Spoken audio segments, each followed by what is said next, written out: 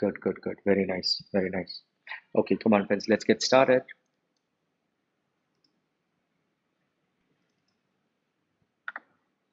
Okay, all right. So let me see.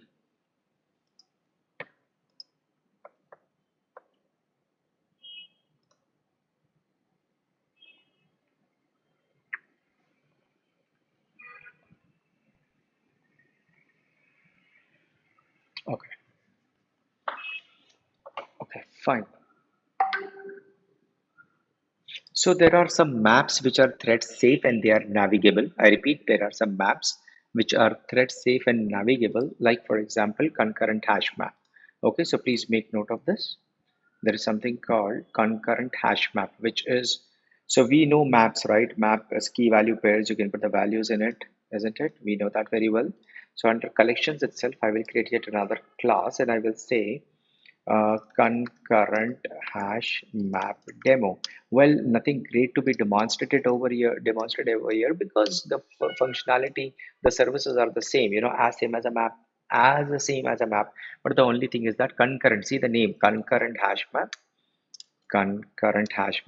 Oops, not demo. The concurrent hash map. Again, the key value pair. Same, it's like a map. Okay, in fact, if you see this concurrent hash map, you see the definition. It extends from abstract map, which extends from which implements what? Map. So it's a map, right? So concurrent hash map, and I'll say of say integer, integer, comma string, and I'll say map is equal to new concurrent hash map. Correct. That's how it is. And then you say map dot, same thing, put values. But then this is the data structure which is safe. Safe from what perspective? From threads perspective. That means if at all someone, I mean, if there are multiple threads, from multiple threads, you will be able to, put the values in it without any issues. It will not give you any error, and of course, thread data consistency related errors are functional errors. They are never compilation or runtime errors, right? So, but anyways, this is going to be thread safe, right? That's how it is. So, map, your hash map is not thread safe. Hash table is completely thread safe. And concurrent hash map is also thread safe, but with larger efficiency. What does that mean? Note this very carefully. What is this? Okay, let me put it like this. Hash table, okay, I'll say again integer, comma, string. You tell me, friends, map to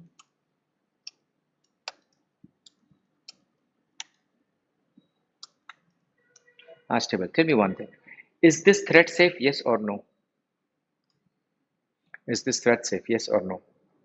And what about this hash table? This is also thread safe or not? Hash table is also thread safe. No, no, no, it is thread safe. Hash map is not thread safe. Hash map. This is not thread safe. Integer, comma, string, hash map is equal to new hash map. This is not thread safe. So this is not thread safe. This is thread safe. This is also thread safe. Right? This is also thread safe. Then what is the difference between the two? What is the difference between these two? What is the difference between these two? Right? When we already have something like hash table, which is there since 1.0 onwards. You see, hash table is there since its inception. Hash map was introduced in 1.2, and concurrent hash map was introduced in 1.5. Why was there a need to implement? So, hash map 1.2, this was there since 1.0, right? This was introduced in 1.5. When in 1.2 they already have a,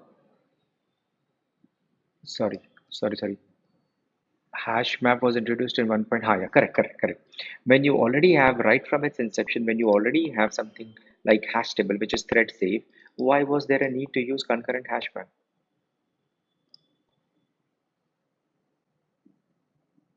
Correct, but then you have hash table for thread safety, right?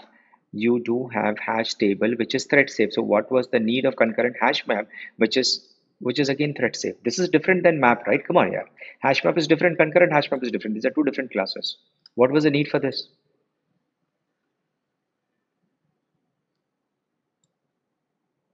Right, Bhartiya? See, this is a different, right? This is a different class. This is not as same as hash map.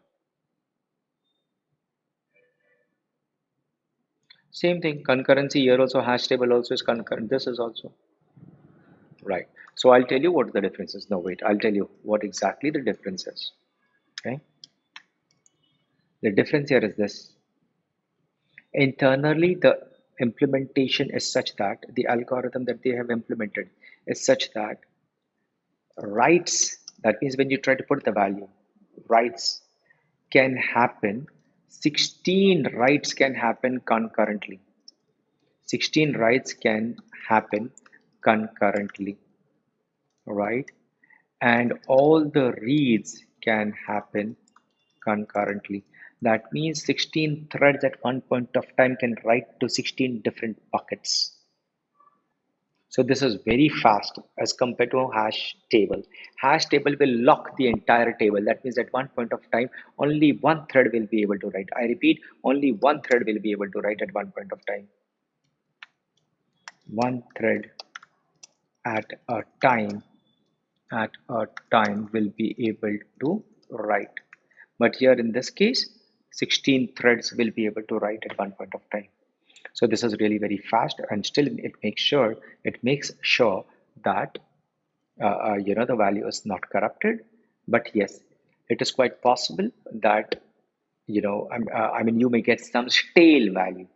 Yes, yes, Bhartiya. It uses multiple locks at the segment level.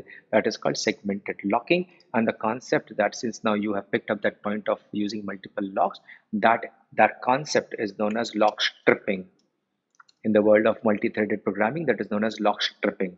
This is the concept. It strips the lock. Instead of one lock, it creates 16 lock.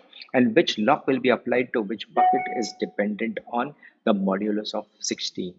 Okay, whatever the bucket number is, mod of 16 will tell the algorithm which lock to apply. Anyways, let's not get there, but you have to remember that you better use concurrent hash map in a heavily concurrent application. You use concurrent hash map in a not very heavily concurrent application, but still you want that to be thread safe, use a hash table. But if you do not want you do not want your map to be thread safe at all, it's just a local variable, you will not have multiple threads updating the value in it anyways, then in that case you better create a hash map, right, which will be fastest of all because there is no overhead of synchronization here, there is no overhead of locking here. Okay, so you got to keep that in mind. And now you see from 1.5 onwards they introduced atomic variables. Even before atomic variables, understand there is a concept of volatile variables. So what are the different ways in order to prevent multiple threads writing to the same object? You want to prevent that. I repeat, you want to prevent multiple threads writing to the same object at the same point of time. You want one thread to complete writing to that object, and then you want another thread to be able to write. So the keyword that is used is synchronized. I repeat, the keyword that is used is synchronized. Okay, so there are, okay, let me create a package here and I say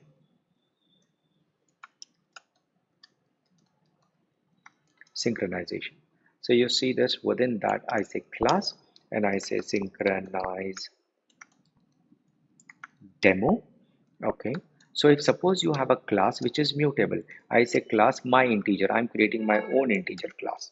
Okay, and I say in that I've got a private int, I'll say value, and I have a function public void set value int value, and I'll say this dot value is equal to value.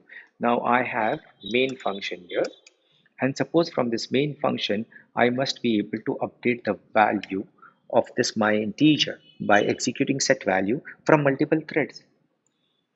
So it is quite possible that one thread competes with the other and one thread writes the value which will not be visible to the other thread. It's quite possible.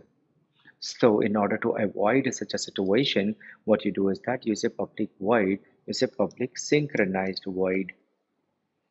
Now this is thread safe. From multiple threads, I will be able to set the value.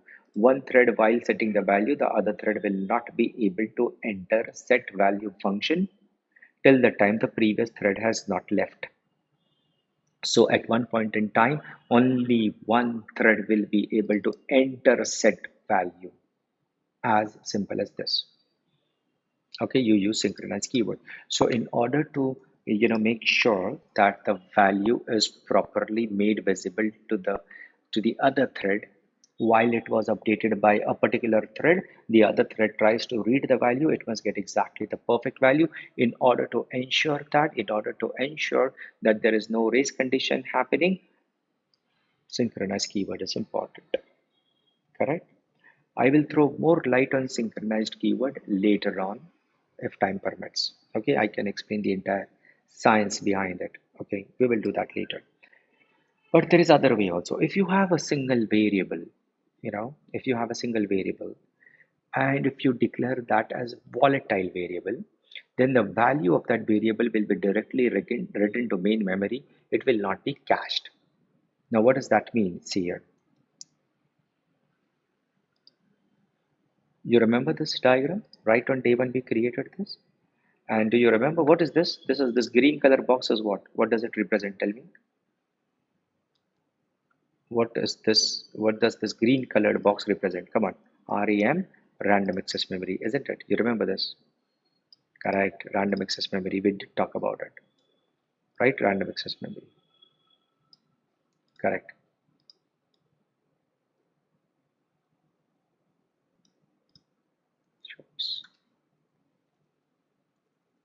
Okay. Now, this is the processor that you have. Correct. This is the processor that you have. This is your hard disk. We talked about it. Now, there is something called L2 cache.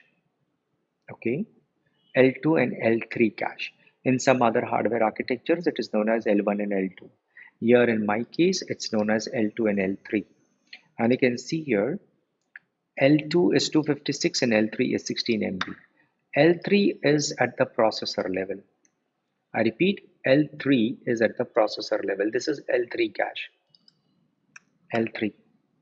And at each and every core level, at on each and every core, there is 256 KB. KB. Okay. You cannot have MBs here. It's a hardware limitation. Okay, so this is L2 cache. So you have L2 cache.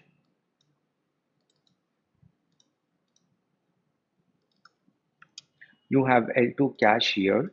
You have L2 cache here. You have L2 cache here. And you have L2 cache here as well. Correct? And you have L3 cache. And then you have random access memory as well.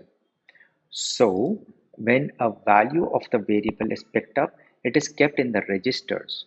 I repeat, it is kept in the registers.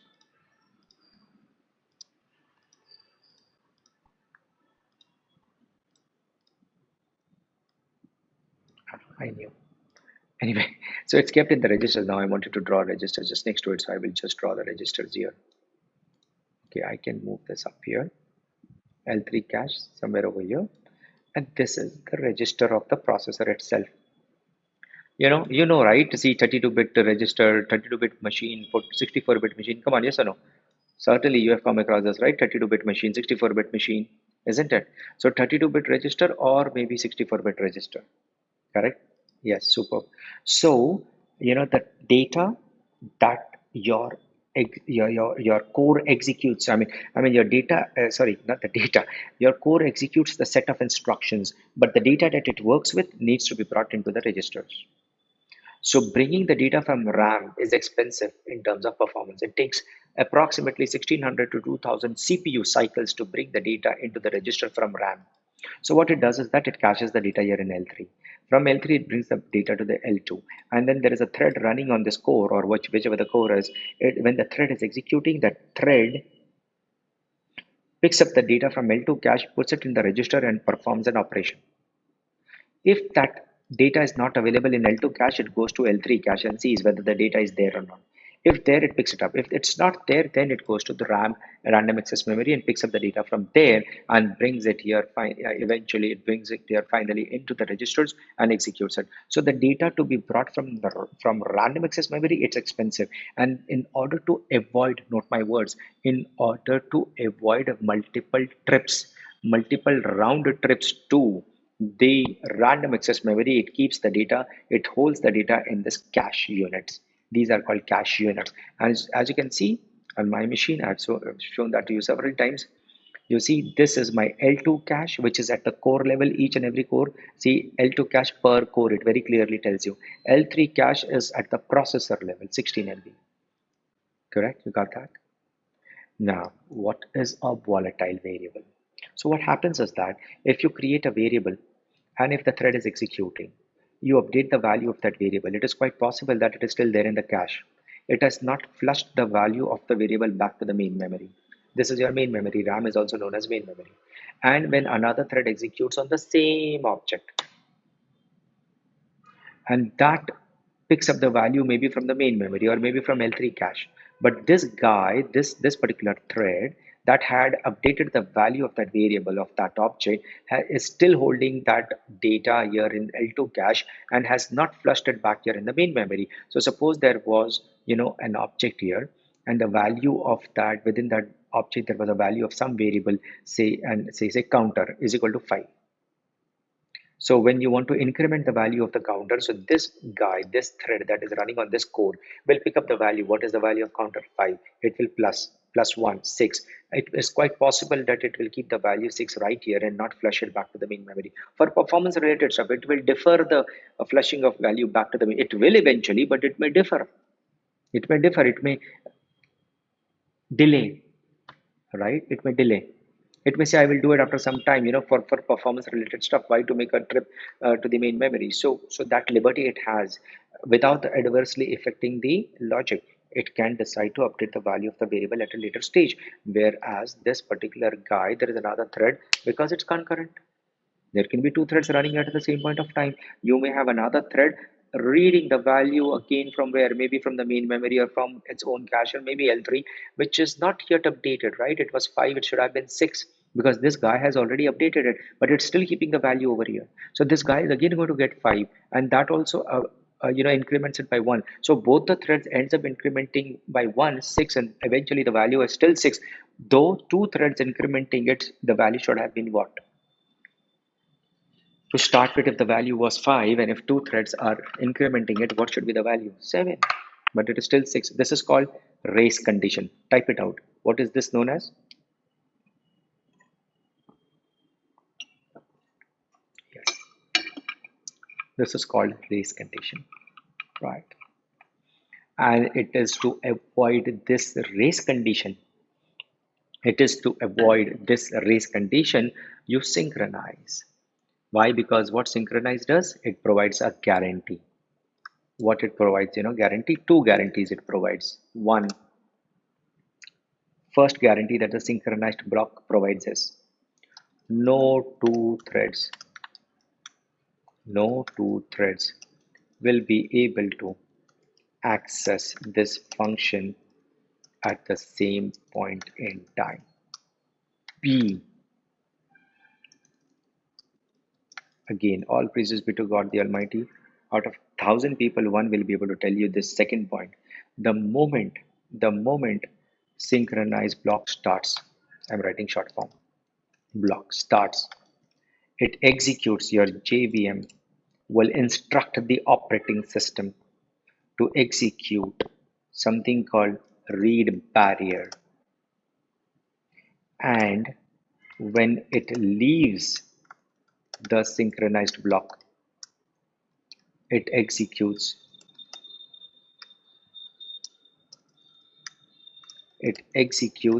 the write barrier. Okay, what does this mean? The read barrier will invalidate the local cache and bring all the data from the main memory. I repeat, the read barrier, these are also known as memory fences, also known as, I'm writing short form, aka also known as memory fences. Okay, memory fences. So what will synchronized block, starting of the synchronized block will do what? The opening brace bracket of synchronized block will be what? It will invalidate the local cache. It doesn't care what is there in the local cache. It will bring the value of the variable from main memory. You tell me now what is write barrier? What do you expect write barrier to do? So before it leaves the function, tell me what do you expect write barrier to do?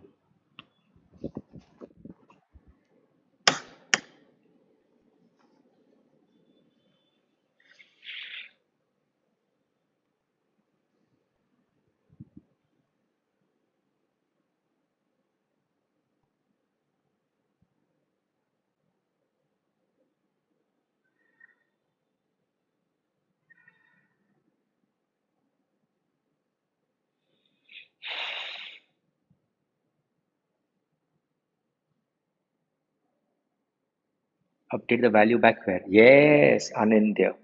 Flush back the value in main memory. Dot perfect. You are spot on. Flush back the value in main memory. Now you see, there is no question of another thread getting any corrupt value. There is no question. There is no question.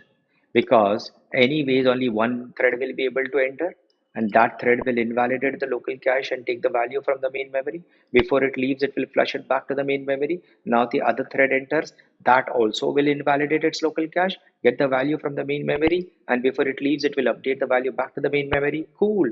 No data race condition related issues. No race condition related issues. Yeah, once again, see. First of all, what are the two contracts? Yeah, no stale data, Rakesh. Perfect. No stale data. Perfect. You are very right. That's the right statement.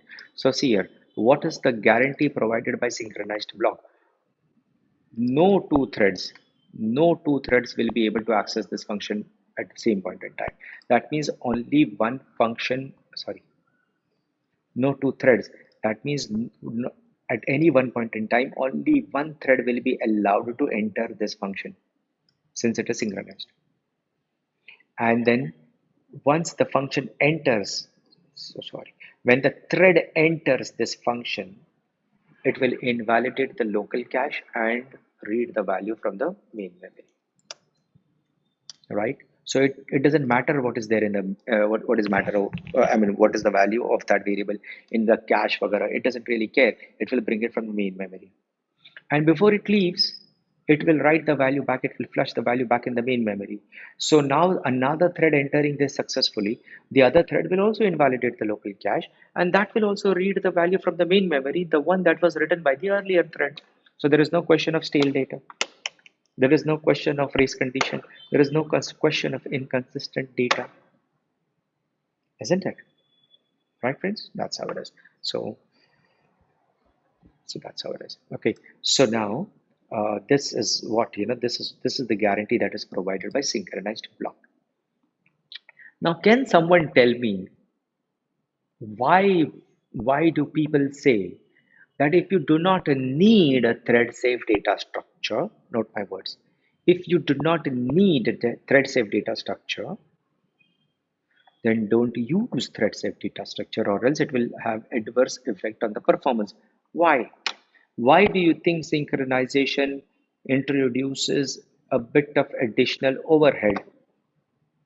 Why? Well, Rakesh, okay, still I take that point, but more than that,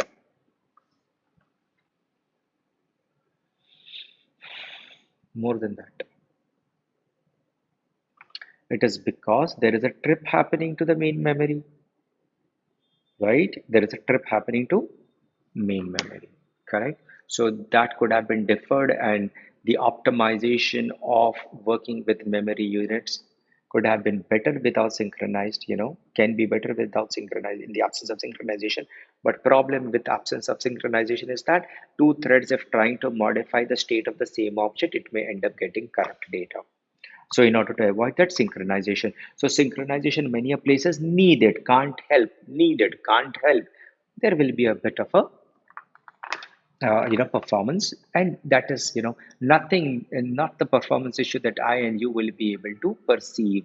You will not be able to even perceive unless the algorithm that is written is so bad that there is high contention on the lock, and there are many threads that are trying to compete for the lock, and they are unable to get into the synchronized block. Then there are issues, context switching and all that, but leave that aside. So when we want to allow only one thread to access the shared resource, good point. When shared resource, that's the point, shared resource. Once again, you are very perfect on using that term, shared resource. Then in that case, it is supposed to be synchronized. Correct? So that's one way of synchronization. Now there is another way. You don't really worry about so much about the entire block. There is one single variable that you define in a class. Say for example, you have a variable, you want to define a variable, maybe some kind of a variable that you define over here, and you want to make sure that that variable you know is not cached at all. That variable is not cached at all. You do not want that variable to be cached in these cache units. It must be directly written to the main memory. It must be directly read from the main memory. Then you can define such variables as volatile variables. Let's say int. Okay, I'll say volatile int, and I'll say I, or say I is equal to 5. And then whenever I change the value of I, it will be directly written to the main memory. Whenever I read the value of I, it will be directly read from the main memory. It will never ever be cached. You got the point? Wonderful.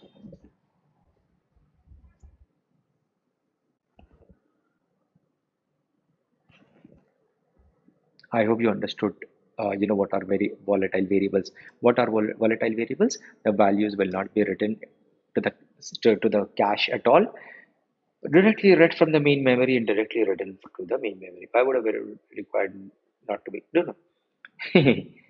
So why would it not be required? So that it is saved from corruption. No? So both, any thread that updates the value, the other thread will be able to read the value from the main memory, just without any issues of corruption, right? Any thread will, whenever it reads, it will get the right value, correct? But the value, but you cannot, you just simply can assign the value. Like for example, if I have an object synchronized demo d is equal to new synchronized demo, okay, and I say d dot I is equal to 10, this is okay. But if I say if d dot I is equal to 10, then only then d dot I must be equal to 15. If I write this, this is non-atomic in nature, not atomic in nature. What do you mean by not atomic in nature? That means it is quite possible that the thread enters here, and while it was checking the value of this, another thread also enters here, and then it updates the value to di15. So in short, if any such operation is to be performed, then you need to have synchronized block instead of just simply having volatile variables. Don't worry, it's too much of a thing to ask from you at this stage of your career. It is too much. Uh, with due respect to one who has given this course content, maybe he has something on his mind while doing this, and he has written this point, but it is supposed to be anyways fast track, right?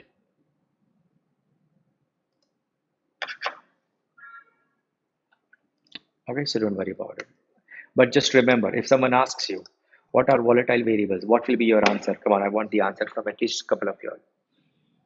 What will be the answer? What are volatile variables? There is a test.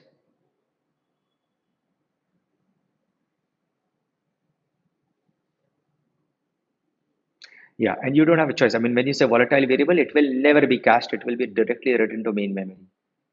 Written to main memory and read from main memory, right? Yes, yes, yes, exactly. Exactly. Right? In the main memory. So that's how it is. So synchronized block and volatile variables. And then from 1.5 onwards, they introduced something called, see, देखो मैंने अभी ये बताया ना, this is not an atomic operation. This is not an atomic operation. So even if it is a volatile variable, this is bad. Why is this bad? चलो मैं बता ही देता हूँ आपको.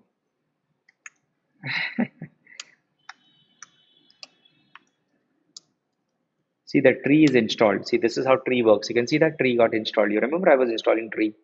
See, it shows me the exact hierarchy complete hierarchy of the table. See, tree. Okay. Anyway, so I'll explain. I'll write vi counter.java. I'll say public class counter. Okay, and I define a simple variable of type int, private int count. Volatile variable cannot be used with classes and methods. No, why not? No, no. Cannot be used with classes and methods. नहीं ऐसा कुछ नहीं है. Volatile variables are defined as a member of a class. It can be private, public, protected, whatever, and then you can use it, right? So see this. I have public void. I have a function called increment. See the code, increment. And what am I writing in increment? What am I writing in increment? I'm writing count plus plus. Come on. I hope you all understand what is count plus plus. Plus plus. As good as writing. As good as writing. Count is equal to count plus one. Yes, count is equal to count plus one. Perfect. Perfect. Perfect. I'm saving this. Okay. I hope you are all there with me, and I hope you all have not taken very heavy lunch, especially heavy lunch with rice. So please see vi counter.java. How many lines of code do you see here? How many lines of code do you see here?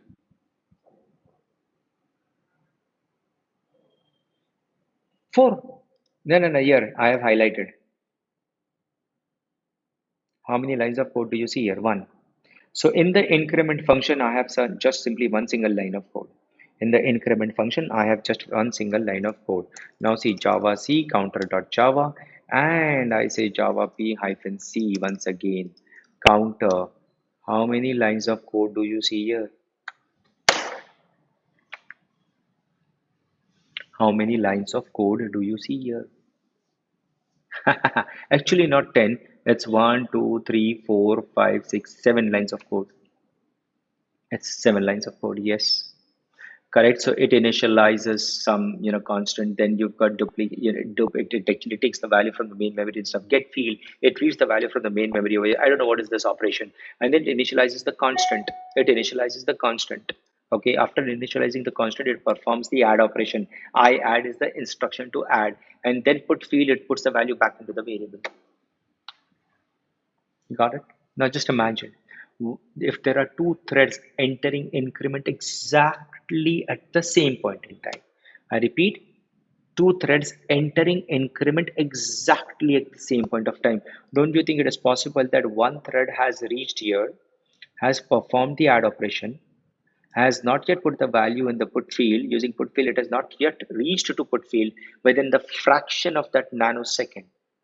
Within the fraction of that nanosecond, it's quite possible another thread also enters the increment function and reads which value. So if the original value was 5 in the main memory, the first thread enters, reads the value, it gets 5. It was in the process of performing constant 1 and add operation, and it was about to put field. Before it could do that, within the fraction of that nanosecond, other thread has entered. Which value do you think that thread will end up reading? Which value? 5. Though the thread which has already entered is about to put 6, so the next thread should have actually got 6, and then it increments, and then again the final value 7, but this would end up, both the threads would end up putting the same value. So this is what I was trying to explain to you. So what you do here in this case is that you make this synchronized, right? You make this synchronized. So this is not a synchronized, I mean, this is not an atomic operation. I mean, it may seem to be atomic in nature, but this is not an atomic operation.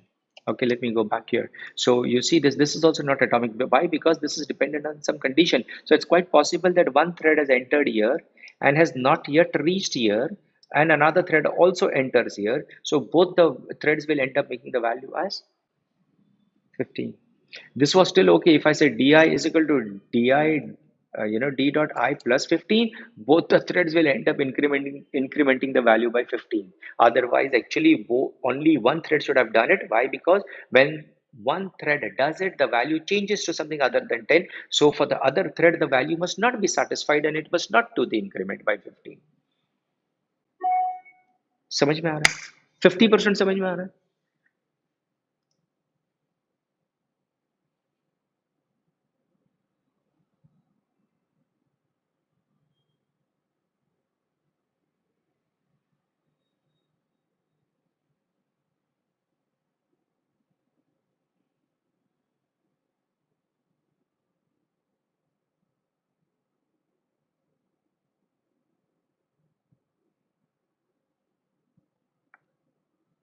fantastic email, some good business. Okay.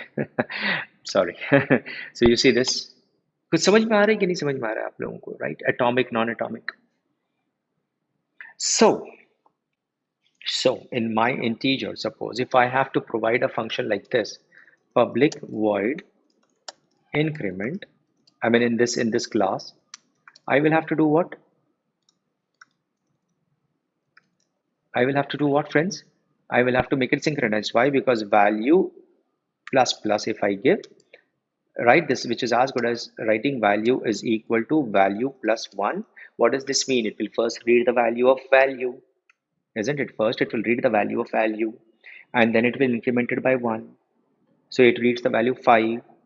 It was about to increment by 1, but the other thread enters, that also gets the value 5. So wrong. If two threads are incrementing, the value must be 7, not 6. But then it's quite possible that the race condition happens. So what you will have to do? Synchronize keyword, right? Now, all with me, friends? Can I get a quick roll call? All with me?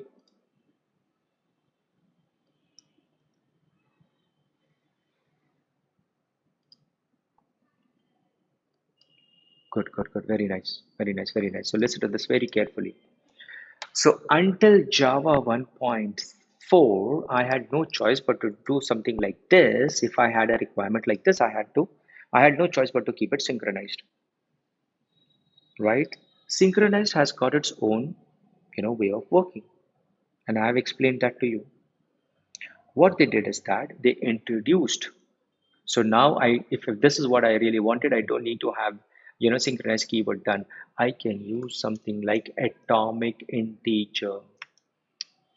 I can say I is equal to new atomic integer with the initial value, whatever value I want, right? And then I say I dot decrement and get or increment and get. So it will increment the value and also get you the value. So I'll say the new value of I is, or whatever, like, I say increment and get, it will return to me, yeah, it returns to me an int. I say int, new value is equal to this. This is thread safe. I don't need to have my own data structure. I don't need to have synchronized keyword. I can use atomic integer, and this is absolutely thread safe. Internally, it uses atomic, this is an atomic variable. Atomic integer is an atomic variable. Similarly, they introduced atomic long, loads of other atomic boolean, atomic long. You can see this atomic long array, atomic field updater, atomic boolean, many such atomic. You can see this. All of these are atomic variables, which makes sure that you do not end up losing the value if multiple threads are updating the state, and it is thread safe at the same point of time. You don't have to spend time and effort on using synchronize, and this is more efficient as compared to synchronize block. It is more efficient. The way they use it internally, the way they have implemented internally, it is all the more efficient. Yes, atomic reference. Yes, atomic reference also right back there. Okay, right. So this is how it is. This is how it is. Cool. Now, yeah, perfect. Right. So streams, we have already talked about streams. So what is the difference between a stream and a collection?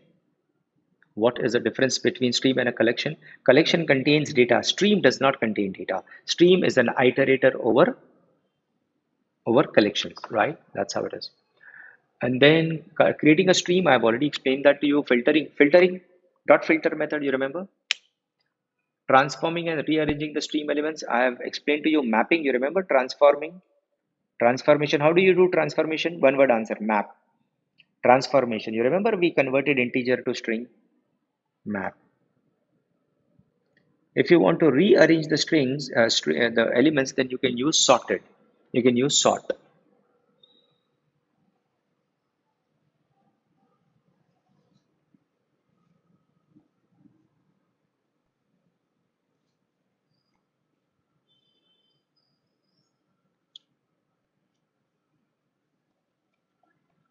Okay.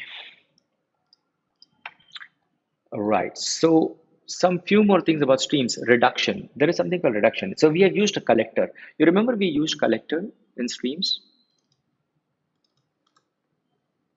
We've used collectors. Where is the collector out here? Tell me. Where is the collector? You see this? collectors dot to list. This will give you the list. Suppose, yes, correct, superb. Yes, Rakesh. Suppose we don't, I wanted a set, not a list. And what will be the difference between set and a list? Set will have unique values. So if suppose I do a set out here, then in that case, I will say two, instead of two lists, I will say two sets. So this is yet another type of a collector. So collectors dot to set. You can see this. Why? What's the problem?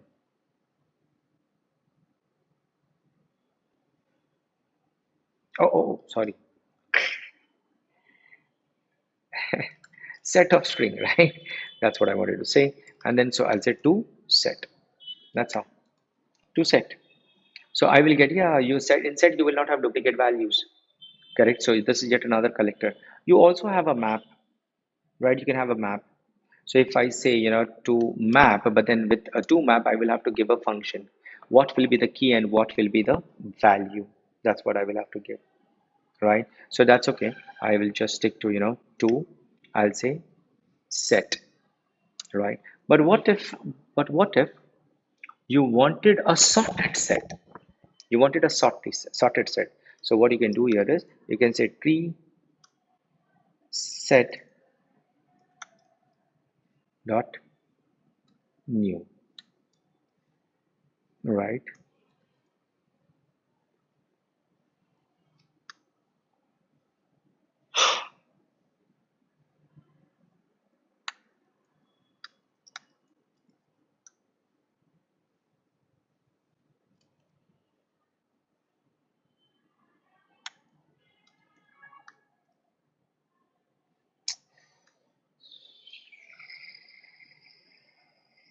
I'm so sorry. Constructor method reference. Method reference new colon new, हाँ बराबर है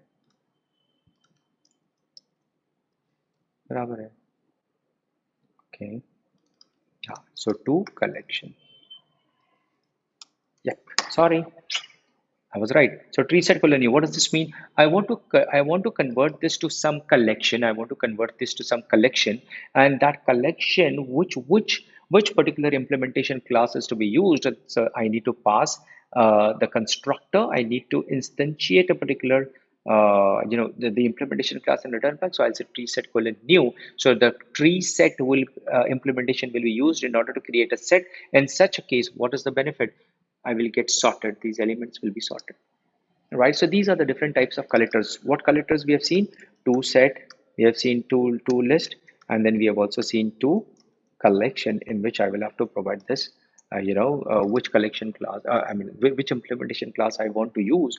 That is what I need to, specify. So just keep these things in mind. You may come across. Okay. Now these are, what, if I do this, if I just simply do this, right? So what it returns back to me is still a stream. So I will have to make stream over here. You see, stream. See this, compiled successfully. So mapping and filtering will not execute. You will still end up getting a stream. Nothing will execute unless you give a terminal operation. So the terminal operation here is, I'll say dot collect. That's the terminal operation. So I'll say collectors dot, I'll say to list, suppose, and then here I say list, or else I'll just switch it back to what I had written earlier. Okay, so this is what operation, friends, you got to remember. Collect is a terminal operation. Terminal operation means operation which will actually terminate the recipe. It will swing an action, it will execute the whole thing, it will start iterating, collect the data and give it to you. But if you don't give that terminal operation, no action will be taken. Nothing is going to happen, right? Nothing is going to happen. That's how it is. So this collect is a terminal operation. Now reductions is what is a reduction? Reduction helps you to reduce a collection or reduce some many number of elements into one. That is called a reduction. Okay, and you can specify the reduction. So if I have say values, so I say dot stream and I say reduce. Can you see reduce here? Then this reduction, reduce, you can very well specify. And what is it taking as an binary operator? which is of type integer. So what it takes is a, I mean, what it gives me is a integer, and what it returns back is also an integer. Why? Because this is a stream of integer. You got that? It is a stream of integer. So it's a binary operator that it takes as a parameter. Let's see the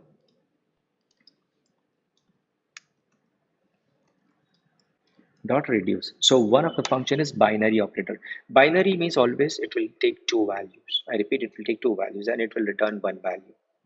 So when you say operator, it works on a particular data type. So it's a binary operator of integer.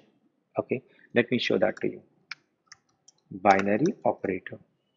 You can see this operator java.util.function.binary operator. It extends from by function. But what is a binary operator here? See the except function here. Okay. Actually, to understand the except function, you will have to go to the by function. See apply. It takes two parameters and returns a value back. Correct. So it will take two parameters here. Reduce the zeroth element and then the one, then the one element and the two, and then the result in the three, and the result in the fourth element. So you have so many elements out here, isn't it? You have put so many elements 12, 40, 45, 75, 100, and 200. So here I'll say I want to reduce that in such a way x comma y. So to start with, the value will be 0. And then what is it that I want to return back? X plus y. So what does this mean? I want to add up the values. So the 0th value must be added with the first, then the result must be added with the third, and then the fourth, and the fifth, and so on. And this will give me what? And then dot, I'll say it's reduced, that's it. So dot, I'll say get, right? This because it returns an optional, and I'll say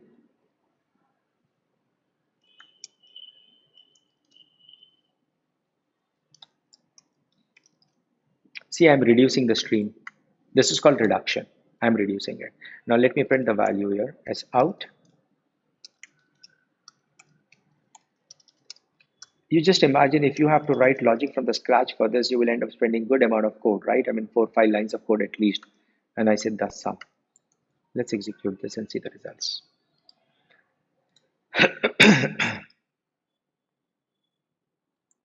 Okay, so the sum is 472. The sum is 472. If you add all of these values, it's 472. You got that? This is called reduction. If you have large number of elements and if you want to reduce it to some one value, whatever the logic of reduction is, you can put that logic over here. Right? I have added up and then I'm calling it the sum. Okay?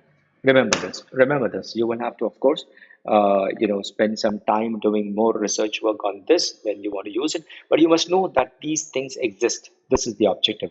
You must know that these things exist. Okay, let me check. Reduction collectors. I've talked about streams of primitive types. Yes, so streams of primitive types is like, if at all you wanted to convert these to, dot, I say map to int. So you're converting the integer to int. You are converting long or maybe some long object to long primitive type. Why? So that you can sum it up. You can sum it up. Otherwise, see, if I do this, take a look. It's interesting, huh? Values dot, I say stream again. Okay, I say stream dot. Do I get the sum? Do I get sum over here? I don't get the value of sum. I mean, I don't get that method at all. I cannot sum it up, though it's an integer. But I don't. But because integer, they are objects, you don't sum up objects. But if it is primitive type, then I can sum it up. So I'll say map to int. Okay. When I say map to int, it gives me a to int function x, and I'll say x dot int value. That's what it gives me. Now you can see I get the function sum. So if you want a sum, and the summary statistics is also very brilliant stuff. Huh? Summary statistics will give you an object which will give you in one shot min, max, average, and sum. It will give you everything. But if I just wanted sum, I can get it. I wanted average, I can get it. I want min, I can get it. I want max, I can get it. How? Because now I have the int value, which is primitive. Right? So you can use map to int. So what are the ways of converting your stream to primitive types? Map to int, map to long, map to double, map to float. All of these are available. Yes, it will give you an optional int, correct, on which you can very well. So you can say sum over here, right? And I said dot. That's it. And this will actually give you the sum, isn't it? But if you say min, then in that case you will have to say get as int because it returns to you an optional int, right? That's how it is. That's just sum. That's it. It gives you the value, isn't it? Right? So this is what it is. This is how it is. Okay. What's the time? 3. Good. We still have some time. Fast है ना आज का बहुत. Say no. Okay, okay, okay. Be honest. Oh wow, you're so cool.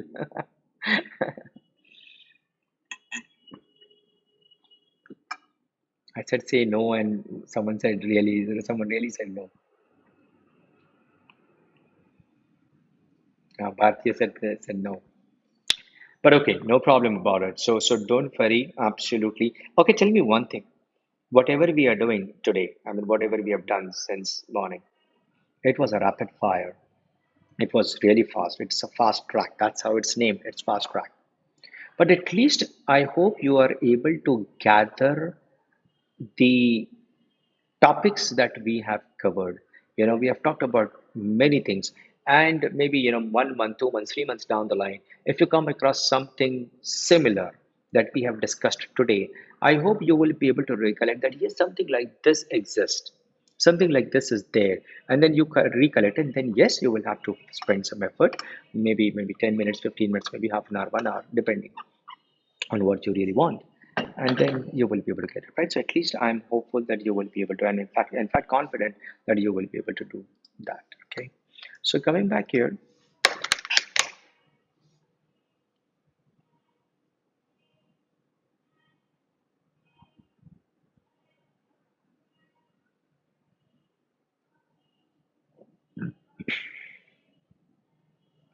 Okay, I'll give you a very good example now. See this. Let's spend some good 5-10 minutes on this.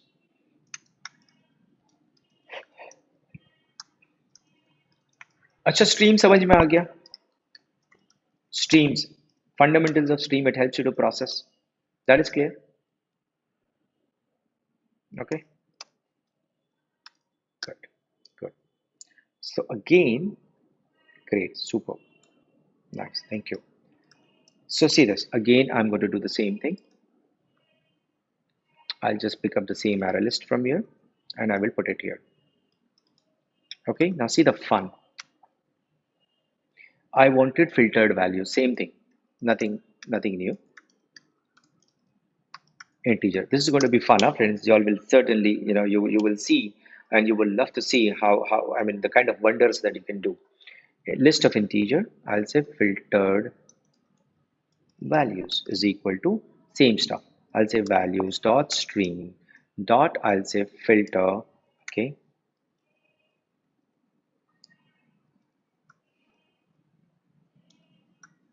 okay, filter and dot, I'll say collect, and collectors dot to list. What filtering I want to do?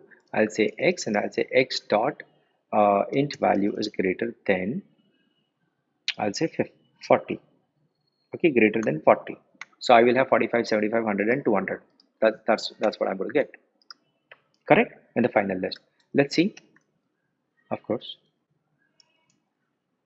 I will get my desired results. So far so good. I don't think this should be this should be a challenge, or there should be any challenge in understanding this. Right? Crystal clear. Right? Now see what I'm doing here. I want to write multiple lines of code for a reason. I want to demonstrate something. So I want to write multiple lines of code. So if I have to write multiple lines of code, what will I have to do? I will have to do something like this, isn't it? I will have to open bracket and close the bracket, isn't it? If it's not an expression, I can open and close the bracket, and I will have to write a return statement if it is supposed to return a value. So this is okay. This is going to work exactly as same 45, 75, 100, 200, same stuff, no difference. It is just that I have opened and closed the bracket. The construct is different. Okay, that's it. Now, what is it that I want to write over here? I want to write This element, or rather I would say X is the element that is processed in thread.current_thread.getName. This is what it is processed in. Now देखो क्या होगा. I said it is an iterator, so it will iterate through each and every element. It will iterate through 12, 40, 45, 75, 100, 200, 40, 12 it will reject, 40 it will reject, 45, 75, 200 and 100 and 200 it will take, which is over here. But at least it will, of course, it will go through 12 to check whether 12 is greater than 40 or not. Isn't it? It will go through 40. So each and every element it iterates through. You remember I did mention it iterates. So it iterates. In which thread each and every element is processed in which thread? Come on, friends, put it in your chat window. Tell me. In the main thread.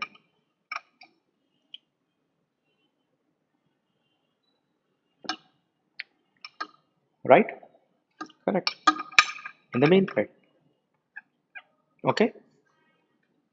Cool. If if suppose I have some logic written over here, which is complex, which is compute intensive, which is blah blah blah something, and that takes 1 second.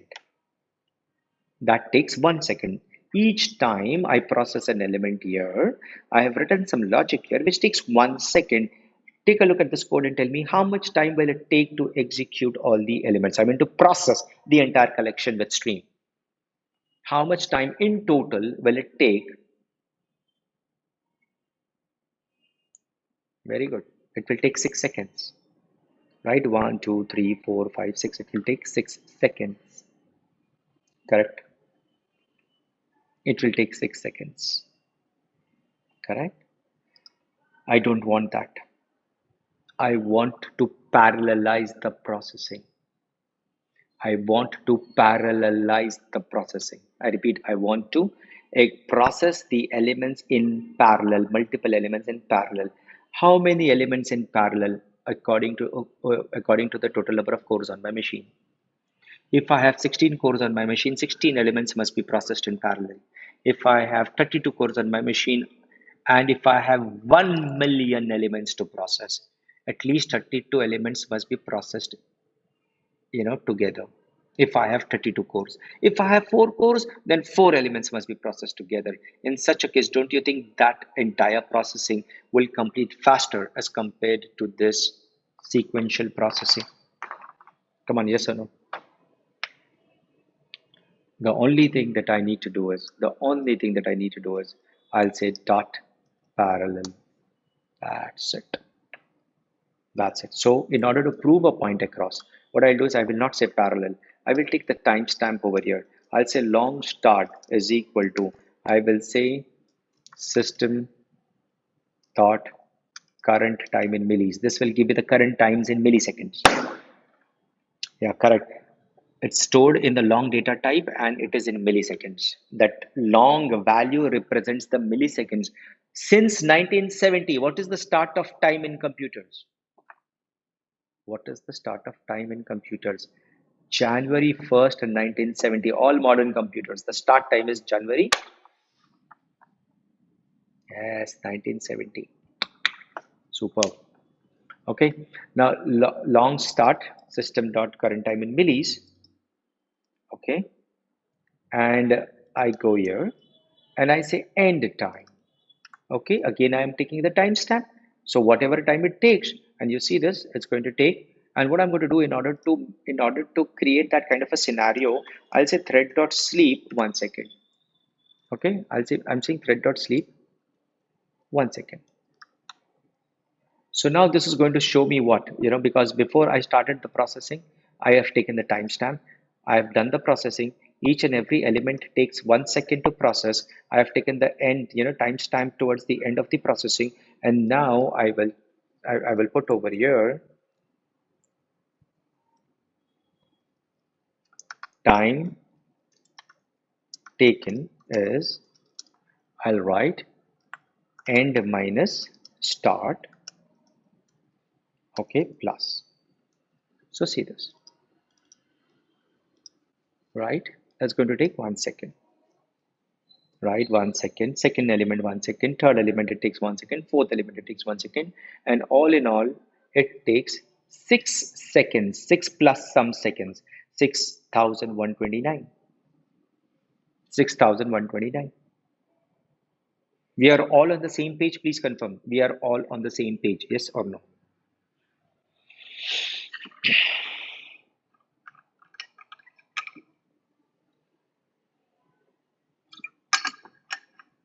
Correct? Right? I'm keeping the same code as it is. I'm not making any changes. I am not making any changes. The only change that I'm making is I'm saying it's parallel. That's it. I'm saying it's parallel. Now see the time it takes. How much do you expect? I shouldn't have run this. How much time does it take? 1 second. You can see that 1 second.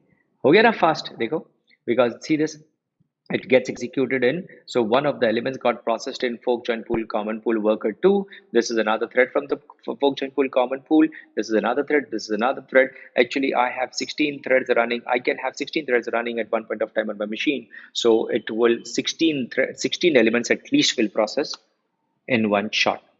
So if I have 16 multiplied by 2 is 32, right? Tell me how much time will it take on my machine if I have 32 elements? How much time will this program take? Yes, 2 seconds. Perfect. 2 seconds. Approximately a bit more than 2 seconds, but then 2 seconds. Here you go. Isn't it? This is fast. If I don't do it parallel, see it's executing, right? All the you see this. One of the elements is executing in the containing thread, whereas all the other elements are getting processed in different threads. So sub parallel ho raha hai, right? See, this is fast in 1 second. But if I don't say parallel, it's all happening in the same containing thread, and the containing thread is the main thread. Each and every element gets processed in the same thread, so the same thread is taking time, one after the other. Here you go. It takes 6 seconds. समझ में आ रहा है parallelism, right? So this is the way I thought I would explain to you how parallelism really works. Everything else, like the way you filter and map, and then you do all that you do with a normal stream, can very well be done with a parallel stream. There is no difference. I repeat, there is no difference. Okay, it's all the same, exactly the same. Now reactive programming. Okay, there is one topic mentioned here called reactive programming. Oh my God. See, I mean, this is one topic where I really feel that, if this takes at least 4 hours for me with people with 10, 12 years of experience. It takes at least 4 hours. At least I take 4 hours. Someone would really rush through, and that's what I'm going to do now. I'm going to rush through it, and it will take hardly few minutes. But then otherwise, I take 4 to 5 hours with people with 10, 12 years of experience. So I will try my best. I will put across the things. If you want, you can start your mobile. You can record my explanation on mobile, and you can refer to it later on, or whenever you really have a need to work on reactive applications, you can refer back to this. This may be of help to you. Okay. So understand this. The kind of programs that we have been writing, and the way we have been writing code, me myself, all these years I have written code, and that code that I have written is using imperative style of programming.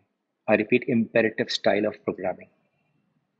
Now is the time, since last few years we have started writing code which is not imperative style, but mix and match. I still write quite a good amount of imperative code, but then we thrive, and wherever my libraries that I'm using supports, I use reactive programming. I do reactive programming, not use, rather I do reactive programming. Using reactive libraries, using the libraries that supports reactive programming. Now, what do you mean by reactive programming? Reactive, I'm just giving you an overview, friends. It's not really It's nothing is difficult. I don't classify anything between basic and advanced. Something that you understand is basic, something you don't understand is advanced. So this may appear to be a bit of advanced to you today, but trust me, it's nothing great. It's just that you need to put a good amount of time and effort into this. So what happens in case of reactive programming is that while I execute, okay, I have a way to explain. थोड़ा time spend करते हैं इसमें. I hope you are okay with this. This will cut down on the time that you have for your e-learning. So you will have to spend some more time after 6 o'clock. If you're okay, I will spend some good effort on explaining this.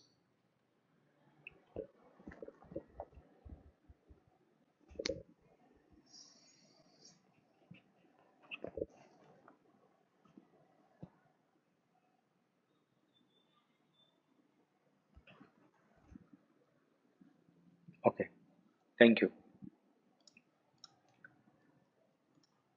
मजा आएगा वो तो. अगर समझ में आ गया आपके तो बहुत मजा आएगा और मुझे भी बहुत मजा आएगा. क्या अगर आपको इतने छोटे कम टाइम में अगर आपको समझ में आ जाए. If I mean, sorry, some people don't understand Hindi. So if you really understand, if we as a team and if I'm able to do some justice to this topic, in this limited period of time that we have got, it will be a great achievement. So let me say package and I say reactive. One thing is for sure, even if you understand 10% of it, and if the limitation is not on your side, the limitation is of time, right? You will certainly understand. And if we are able to do so, reactive demo, well, I'm just giving the name for the sake of giving it, but I'm showing something else. Okay, now see. Many a times it happens that you write some code, you want that code to execute in some other thread. I repeat, many a times it happens, you want to execute some code, right? And what's the time? It's 3:22. Give me 10 minutes. You want that code to execute in some other thread, but you do not want to wait for the results of it and you want the result from it. See the peculiarity of thread. I'll say thread, okay, T1 is equal to new thread. See the peculiarity of thread. It does not return a value. It does not return a value. Okay, please see. Run does not return a value. So this, when I say T1 dot start, my dear friends, this will execute in a separate thread. So this is my main thread. Main thread will continue, whereas this thread will have its own execution context. Agreed. This is clear, right? Agreed, right? This will execute in its own context, and this is cool. But if at all I wanted to invoke a web service from here on an external system, some web service, some RESTful API, if I want to execute something from here, if I want to talk to the database, get some data, process the data, and return it back, how will I return the value? I cannot have a return statement. The moment I try to put some kind of a return statement, it violates the entire contract, right? It violates the entire contract. If I say return, I'm just hard coding for the sake of it, it violates, it doesn't allow me. Come on, there is a compilation error. You cannot do that because it violates the contract of the run method in the super class here, right? You have run method here in the super class. Oopsie, sorry. Unshare हो गया. Hey, am I still sharing it or not? No. Okay, yeah, sorry. See this? Correct. So you see the run method over here, friends. Yeah, see the run method. It is void. It cannot return a value. The thread is out of question in cases where I want to put something to run in a different execution context in a different thread, but it is supposed to return a value. There is a problem. It doesn't return a value. This is out of question. Using this is out of question. Where I want to execute something in a different thread, but want to return a value. This is useless. Thread doesn't help me. It doesn't help me, my dear friends. So what I do, you say, Shakir, don't worry, I know. You can use something called future objects that was introduced from 1.5 onwards. Future objects. How do you work with future objects? You've got runnable पता है ना आपको runnable आपको मालूम है अभी now. You know very well what is runnable. Correct? You know what is runnable. There is something called callable. Right? There is something called callable as well. right? What is callable? Callable returns a value. See, runnable does not return a value. It's again void. It's a contract. Runnable is just a contract. It's just an interface. We have talked about it. But in Java 1.5, they introduced something called callable in java.util.concurrent. See, introduced in 1.5, okay, and it returns a value. Generic V returns a value. Generic V returns a value. So if I create a callable of type string, what will the call method return? String. If I create a callable of integer, what will the call method return? It will return an integer, right? So now they provided the framework to us. I'll say execute a service, which must not be new again to you. I'll say service is equal to executors dot, I'll say new fixed thread pool, I'll say 10 or whatever. And then you see this service dot, I can say submit what? Callable. You can see the other option, callable. So I'll say new runnable. No, I'll say new callable.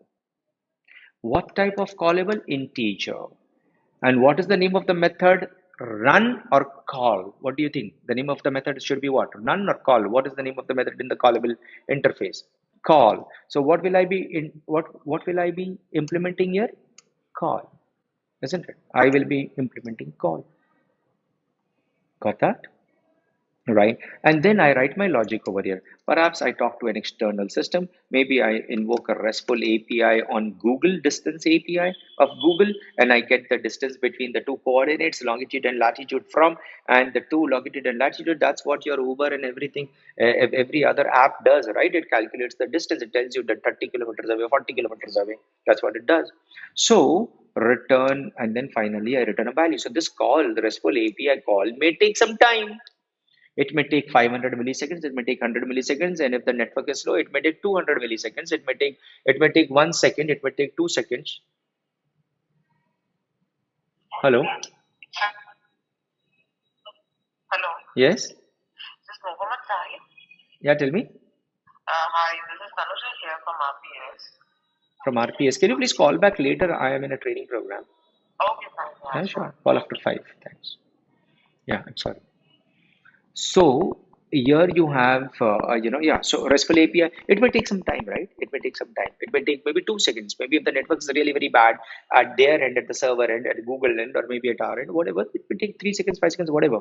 And then you finally return the value. Suppose if I return the value, I'm hard coding the value as 5, of course. Needless to say, मैं बार-बार बोलता हूँ every time and again I say that assume that we have written some logic over here which takes some time. So suppose this takes, thread.sleep, suppose that this takes 5 seconds. Okay, this takes 5 seconds. Suppose I made an API call, maybe I talk to the database, I get the data, I process the data, blah, blah, blah, whatever logic I have, it takes 5 seconds, suppose. And then I return the value 5 or maybe 50. I return the value 50. Now, you know what is the beauty of callable here?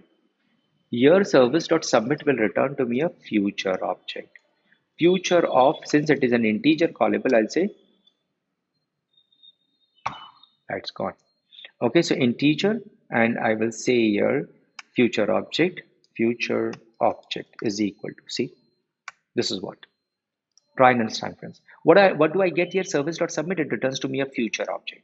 Now what does this mean? You remember what did I talk about, when I talked about thread? It does not return a value. Here callable returns a value. It does return a value, and when it returns the value, future object returns the value. Okay, it sorry friends, I will have to put the mains off for the ACs or else it will just a minute.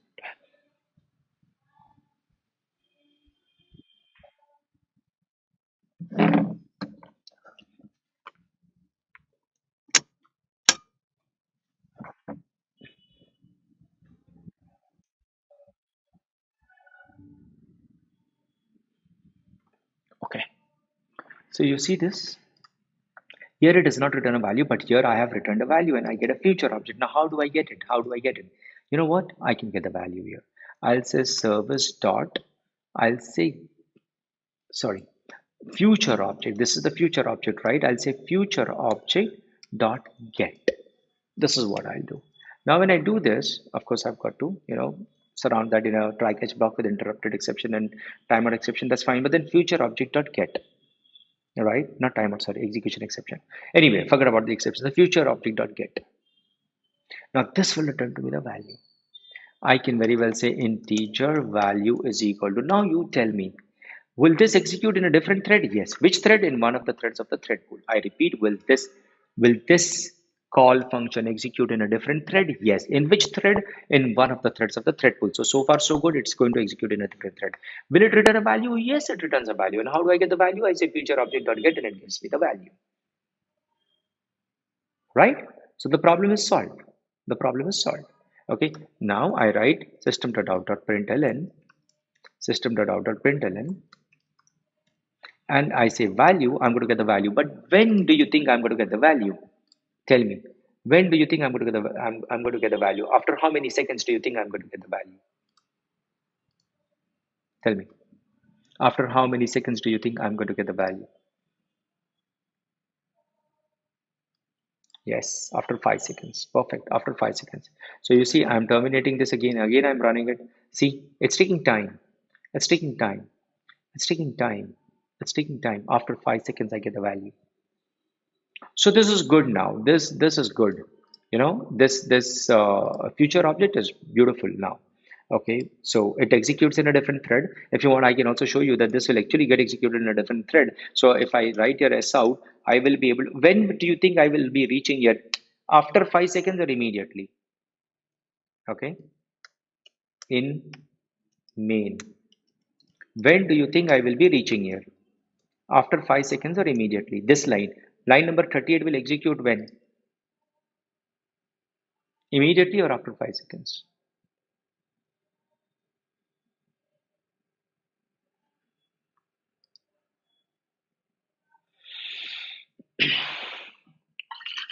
Not sure? When do you think it will execute immediately? No, no, no, no, no, no, no, no, no, no. Oh, I'm so sorry. That means y'all are missing a point. Y'all are missing a point. Will this execute in a different thread or not? Come on, friends. I am writing this entire code in the main thread. I'm in the main function. Correct? So main function will execute in the main thread, whereas this is supposed to execute in a different thread, one of the threads of the thread pool. So these are main thread and the thread in the thread pool are two different threads. Come on. So how will one block the other, right? So this over here in the main file, this will get printed immediately. Take a look. It started, okay, in main, immediately. But after 5 seconds, the moment I say dot get, yes, after 5 seconds, I'm going to get the value 50. See, once again, I'm running it in main immediately. And then after 5 seconds, I get the value. You got it? You got it? So far, so good. You tell me this, because again, there is a problem here. So this is good in many scenarios. This is okay in many scenarios, but still it does not really serve my purpose of blazing fast applications. So far, so good. Please confirm.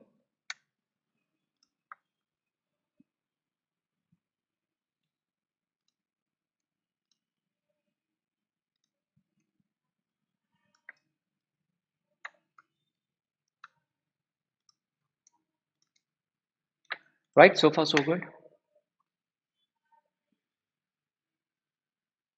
Very nice. Very nice. Now, friends, please listen to this. There is a serious problem here, and the problem is of reactiveness. The problem is of reactiveness. How come? Integer.value is equal to future object dot get. This is the blocking call. This is a blocking call. Now note my words. By the time I reach here, on this line number 32, if this task was completed, I will be able to immediately get the value. I will repeat once again. By the time I reach on this line 32, my execution reaches this line number 32. By the time I reach here, If this task was successfully executed and the value was returned, then it is fine. It will not block. It will immediately give me the value. But as in our case, I repeat, as in our case, by the time I reach here, this line number 32, the task is not yet completed. So getting the value is not possible till the time the task is not completed. Come on, take a look at this and think of it. Common sense, basic stuff. How will it get the value if the task is not yet completed? Because it is supposed to get the value from the task, isn't it? This future object is this future object of this submit callable, blah, blah, blah. How will you be able to get the value if the task is not yet completed? So this line will block. It will block. I repeat once again, it is blocked. This is the problem. I want my systems. I want to write my code in such a way that my code that I am writing, such kind of code, of course, not each and every line of code, but this kind of tasks, these kind of tasks that talks to the external system, that performs some compute intensive task, that talks to some external system, gets the data in large quantities, does the processing work. I want to put that in a different task, and that task must be executed in a different thread. But getting the value from that must not block my current thread. 1000 crore का बात. कितने करोड़ का? कितने करोड़ का बात बोला मैंने? What is the worth? Gosh, wow. It's so soothing to eyes, 1000 crores. Or 10th, अरे वाह. Deep, thank you so much. You made me happy. 10,000 crore का बात है ये. I'll repeat once again. I have a task to perform. I want that task to execute in its own thread, in a separate thread rather. And that task is supposed to do a lot of processing work, some processing work, and return the value back. Correct? But getting the value from that task should not block my current thread. My current thread must proceed further. My current thread must proceed further. I must continue doing whatever I was doing or whatever I want to do. And I must be able to know this is 10,000 crore ka baat. And I want to write my code such that whenever that task is completed, and whenever it returns the value, that code must execute and get that value, while this thread must proceed further. I repeat once again. I have some tasks to perform. I put it in a separate thread that must execute and that is supposed to return a value. But the current thread in which I have written that code should not get blocked till the time the task is not completed to get the value. My current thread must proceed further doing whatever it wants to do. Whereas I must be able to, but I need the value. If this task proceeds further, if this thread proceeds further, it should not block. Then what about the value that comes? Kidhar? I mean, where will that value go? Will it go in air? No, no, no. I must be able to register a handler. I repeat, I must be able to register a handler, and I must be able to write some code in such a way that it must execute whenever the task completes and return the value, it must execute. Now, instead of saying it must execute, I am going to use the term it must react. I repeat, it must react. One last time, I repeat, it must react. So I want to write some code which would react to the data that will be returned by that task, which is running in a different thread. So that code will respond to it, will react to it, whereas the current thread in which I have submitted the task will proceed further. This is what I want, and if I am able to do this, I will say I have implemented things in the reactive way. I have done reactive programming. I will demonstrate this to you.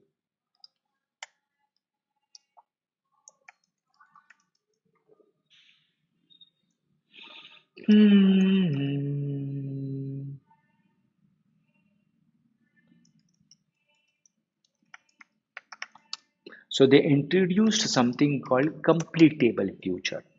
ये भी future है. See, this is future, right? Future objects. Correct? We used future objects, isn't it? This is also future. So they introduced this in 1.8, completable future. See this completable feature java.util.concurrent. When was this introduced? 1.8. They introduced this in 1.8. So see the way now I'm writing my code. Okay, I'll say completable future of type string. Okay, I'll say cf is equal to, see the fun now, I'll say completable future dot, I'll say supply a sync. Okay, supply a sync. Don't worry about the syntax and stuff. I need to provide a supplier. The supplier will be what? It will return a value, but it doesn't take a value, it will return a value. So it's a supplier. Okay, it's a supplier, and that supplier looks like this, and I must return say 5. Now what does this mean here?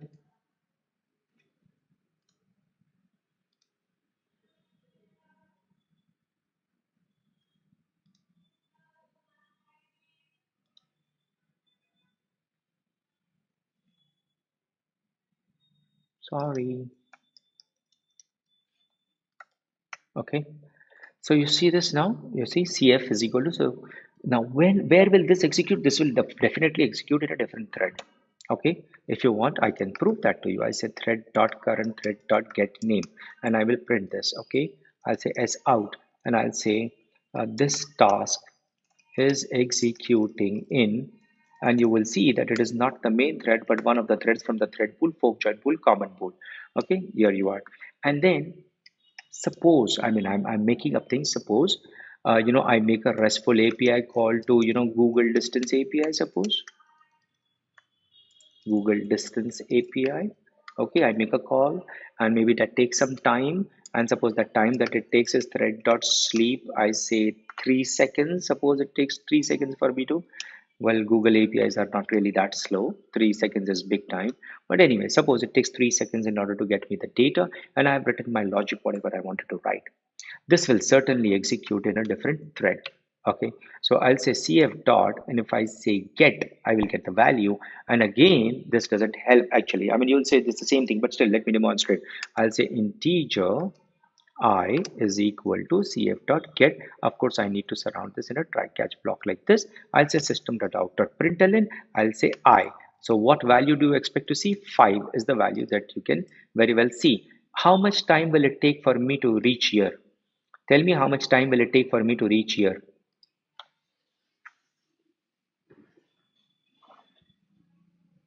Tell me, friends, how much time will it take me to reach here? How come 5? I've said thread.sleep 3. 3 seconds, correct? 3 seconds. Yes, 3. 3 seconds. So I'll click on this, I run this, and it will take 3 seconds for me to reach here. Right? Oh, okay. Yes, you can see this here. It took 3 seconds for me to reach here, and then it printed the value. Okay, the value. Okay. See, once again, I run this, and you see this. Okay, it takes 3 seconds, and you see system.out.println, and it says it is executing in a different thread. Is it executing in the main thread? No. Is it executing in the main thread? No. This is executing in a different thread. Fork join pool, common pool, worker 9. So I have done one thing successfully. What is that? I'm getting my task executed in a separate thread. That is successfully done. Second thing also I have done successfully, which is to get the value. When the task is completed, I get the value 5. But still the same problem is dot get blocking or not blocking. Tell me, what should I write? Blocking or not blocking? Come on, come on, come on. Is it blocking my current thread or not? Still. Is it blocking my current thread or not? Still. Yes, it is blocking. Correct. Correct. Very good. Sabash, sabash, sabash, sabash. Fantastic. I'm really very happy, huh, friends? You are great guys. Okay. It is blocking for sure. This is still blocking. So this doesn't help me. This doesn't help me. Blocking. And get is still available. I can still do get. Why? Because take make note of this. Take make note of this. See, completable future also implements what?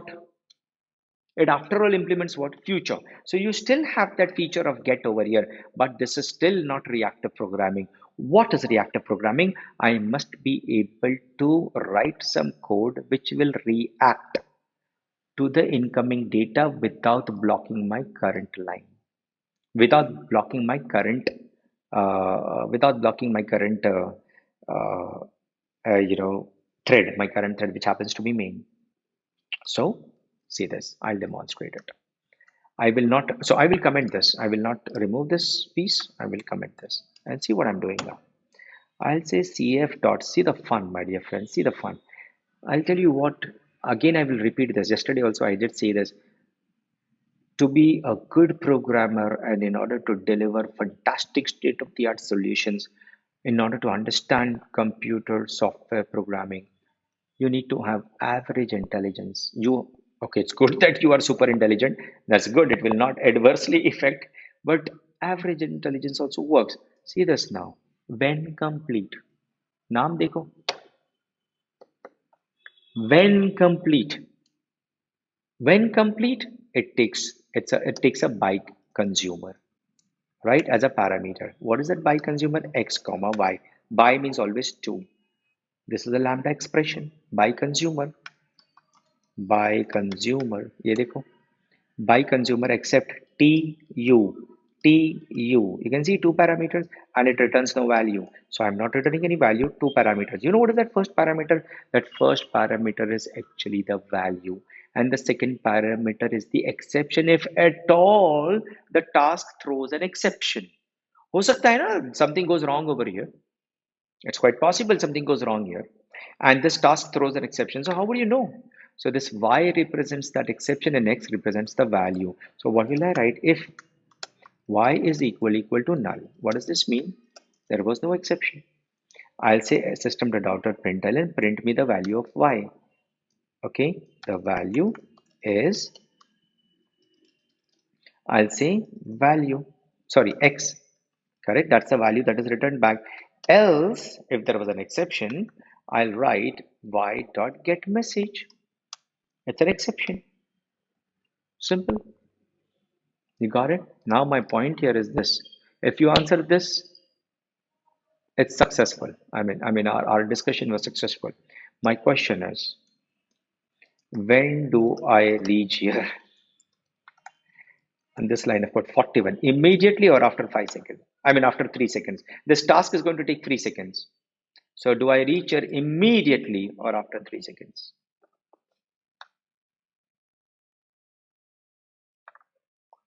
When do I reach on line number 41? Immediately or after 3 seconds?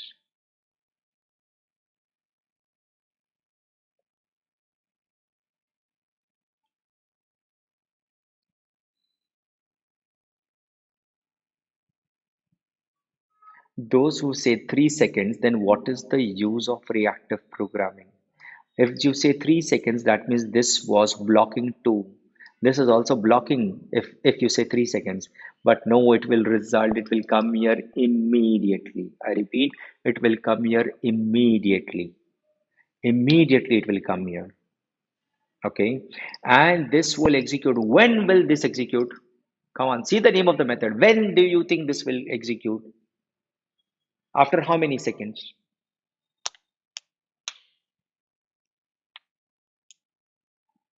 Tell me, when will this? Yes, this will be executed. So when complete, that means whenever the task that was given to completable future, whenever that completes, this piece of code will be executed. This is called reactive programming. That means your code that you have written over here reacts whenever the given task is completed. So you see this here. I'm going to run this code and show you, but in order to really give you, because this will immediately be out, let me show this to you. This will be immediately out. See, my JVM will terminate immediately. ये देखो, when do I reach? लेकिन value मिला ही नहीं, इधर तक पहुंचा ही नहीं है. I mean, I did not get a chance to come to this at all. It immediately came out. See this. See this. It reached here. When do I reach here? Immediately it got executed, but I did not get a chance to get this executed. Why? Because I'm writing this in the main function. Main function gets completed here, and all the threads, this thread in which this gets executed is a daemon thread. And if there is not even a single non-daemon thread running in your JVM will exit. Let me put it the other way. If the only threads that are running in your JVM are daemon threads, then your JVM will exit. So this thread, is a daemon thread. This is a daemon thread. So the thread in which this gets executed of completable future, whatever task you give to the completable future, it executes the task in fork join pool common pool. And the threads in fork join pool common pool are daemon threads, hence JVM exists. So don't worry, we've got a way to demonstrate. So I'll say I'll put my main thread itself to sleep for a few seconds. I'll say sleep. Okay, and this is just for the sake of demonstration. In real life, I will not put such sleeps, vagara, right? Of course not. Okay, so 5 seconds should be good enough. So why am I doing this? I'm deliberately so that I get a chance to demonstrate that, see, this gets executed when the task gets completed, whereas this will be immediately executed. So this is not blocking. It will just put my thread to sleep over here so that my JVM is still running. Now see this. Please see. So when do I reach executes immediately? So my main thread was not blocking. And after 3 seconds, I get the value 5. See once again. When do I reach here? Is immediately. But after 3 seconds, this gets executed. You see? If you want, I can dot dot dot dot dot dot dot dot.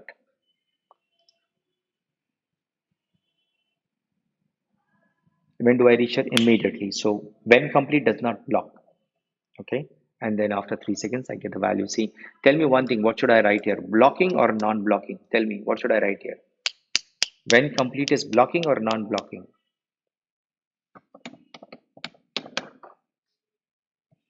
Yes. Non-blocking. Perfect. Non-blocking. This is reactive programming. And not only this, I can keep on chaining. I can again say dot when complete some other task, some other task, some other task, and we can keep on doing that. Anyways, so that's how it is. So this completes our core Java part, friends. This completes our core Java. And from here onwards, so it's what, 3:52, my God. So why to stop at 3:52? Let's complete 4 o'clock, right? We have 8 minutes more. So in this 8 minutes, let me give you an overview of what we are going to start next. We will be starting with Java 2 Enterprise Edition. You say Java 2 because it was introduced in 1.2 in 2002. It's 2002, 18 years back. So it's JEE now, Java Enterprise Edition. There is no 2 or 5 or anything. It is JEE, Java Enterprise Edition. But people have got the habit of saying J2EE, J2EE. What they're essentially trying to say is that they are now talking about web-based applications. They are talking about web-based solutions. So we have used Java as core Java. Did we write any web-based application here? Did we write any web-related thing here? Come on, friends. Did we write anything related to web? No, correct. But then you see this, we are supposed to. So this was Thursday. You will be now going through this Java design patterns, your e-learning stuff, and J2EE. No problem. I'm just giving you the overview. Tomorrow, the whole day, we will be continuing with this J2EE. Right, Java 2 Enterprise Edition. Here we will be talking about HTTP and stuff. And also, let me give you an overview. We will understand what exactly HTTP protocol is, why and what of HTTP protocol, what it really means by web-based application, what it really means by request response model. We will talk about the kind of data that is exchanged between the systems. We will talk about multiple systems if they want to interact with each other, how they do it. We will talk about the concept of front-end applications talking to invoking the APIs of the backend applications, and the backend application returning the data back. We will talk about applications which are browser-based applications and the applications that are not browser-based, but still Java is used at the server side for rendering of HTML and stuff. So all of these are the things that we are going to talk about. Especially our focus will be to understand what is HTTP. We will talk about servlets. We will talk about XML and JSON. XML is not so much used these days. It's all about JSON. It's all about JSON. But yes, you must know, because maybe your company has many legacy applications, many applications wherein XML is used. So we will certainly discuss that as well. So this is the agenda of J2EE. That's what we will be doing. Correct. So just to give you an HTTP protocol is will no. Nothing will be it won't be on fast track, don't worry. So things will not be on fast track from here onwards. Let me check how many. See, so if they give me tons of topics, then I have to go hard. But no, that's okay.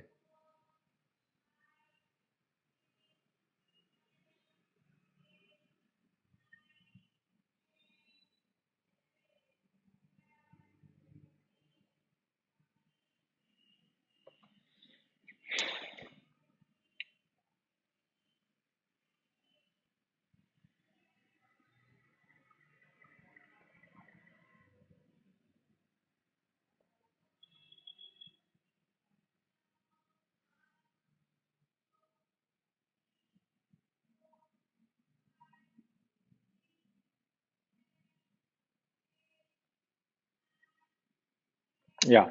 So to answer it also, answer to your question would be, uh, see, I'll tell you what they have. Now you tell me, see, the number of topics that are given are huge. Is it possible to cover all of those topics, spending one hour to 2 hours? It's not possible. So we have to go fast track, and that's how they have given it. It is supposed to be fast track. So there are certain things that will not be fast track. I will explain, and then there are quite a few things that is going to be fast track, right? So that's how it is. That's how it is supposed to be. So quite a few things, yes, will still be fast track.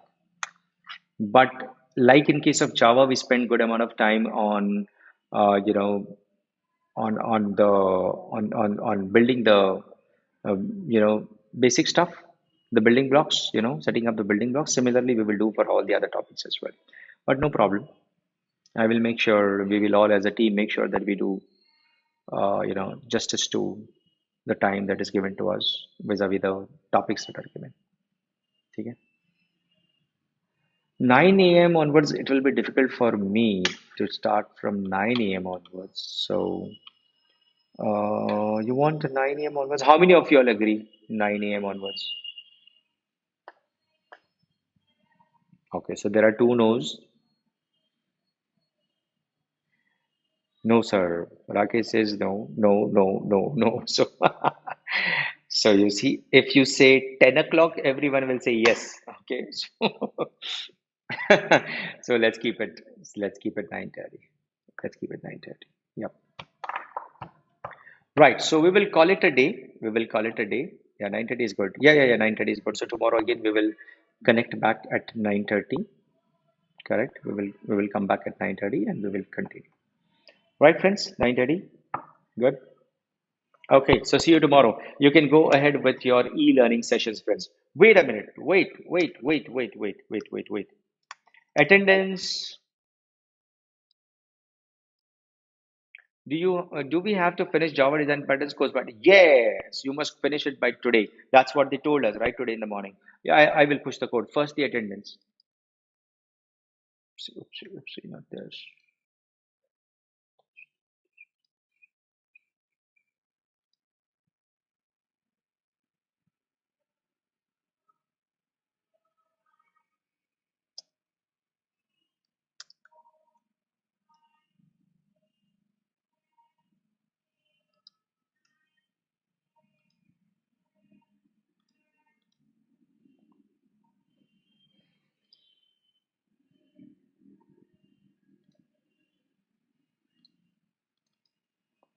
Okay, let's take the attendance, friends.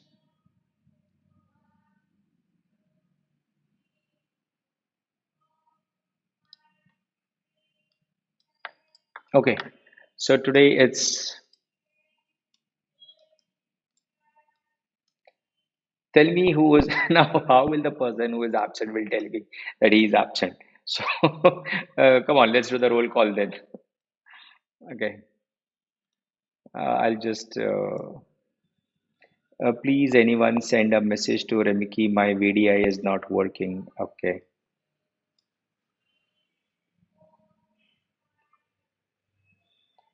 No, so I am not doing it, Manisha. So it's a e-learning thing, right? So it's a self-paced thing. So you've got to complete that, right? Okay. So Abhijit present. Abhijit.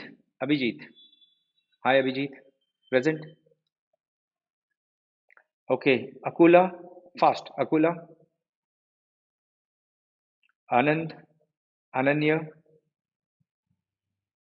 Anikendu. Come on. Be ready. Anikendu, Ashish, Bala, Bhartiya, Chandana. Okay. Chandana, Devdeep. Okay. Gaurav, Kaushal, Rakesh, Jhansi, Kritika, Kritika. Okay. Likita, Monisha, yes. Navya, Pooja, and Udit. Udit, you're there, Udit? Perfect. Cool. So all are present.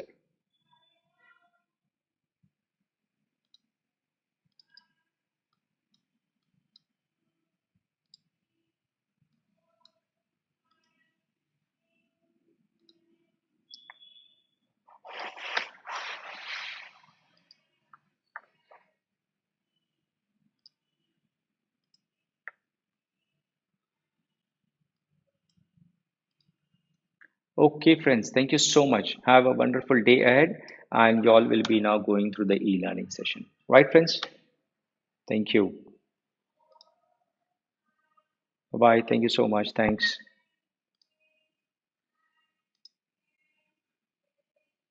Thank you.